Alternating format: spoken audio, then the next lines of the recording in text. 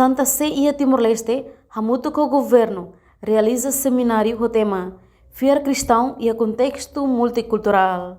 Sábado, loron Ruano Loresinhat, fulan agosto, tinan rihun rua Ruano Loresinhat. Seminário idane, com uma sequência sirhotu, liga a preparação visita ao Papa Mai Timor-Leste e a tempo besi. Bispo Metropolitano Dili, Dom Virgílio Cardeal Carmo da Silva SDB Teteng. Cerimônia hanesane, halo ona desde o fulancoto. Hanesan retiro ida, nabi acompanha o grupo acadêmico, religioso, político, no líder sida, com intenção badet, atussimo visita ao Papa Francisco. E agosto nem tá fokus liu Bahia, ita sira liu Bahia, mundo acadêmico, político, religioso, intelectuais, então líderes sira, ita loque também e agosto também quero desde agosto 17 tem uma pequena pausa, hoje vai continuar a falar 24 e a tentativa se encerra no 31 Lourenço nessa retiro ida. E no outro objetivo ida dele.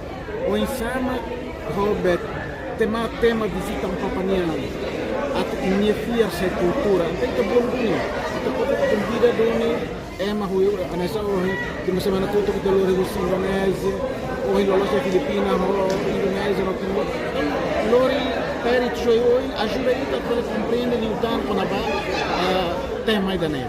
Compreende ita para ensar polita sentido bahia tema ida. Compreende também tema ida na remata visita.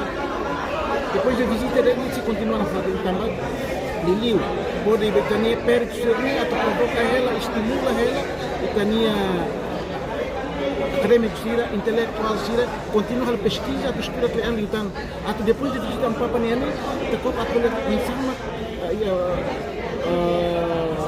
fiar né, pela todo nih ia buat kita bolu, saya ini tidak ada situ kultura. Lalu kita lorong visita ini, também mana esforço também, objetivo lá, karena retiro sering definisi. No seminário, participa direito o presidente do Parlamento Nacional, Maria Fernanda Lai, representante de Santa Ceia Timor-Leste, madre, no padre Sira, frater diácono, inclui estudante Sira. Reportagem Imelda Fátima, Televisão Timor-Post. Janela informação ba emogoto. Atua tem informação atual dia kliu, kita haluha, haneham botão subscribe, like. Halo komentário no Fahia Tutang ba media sosial hotu.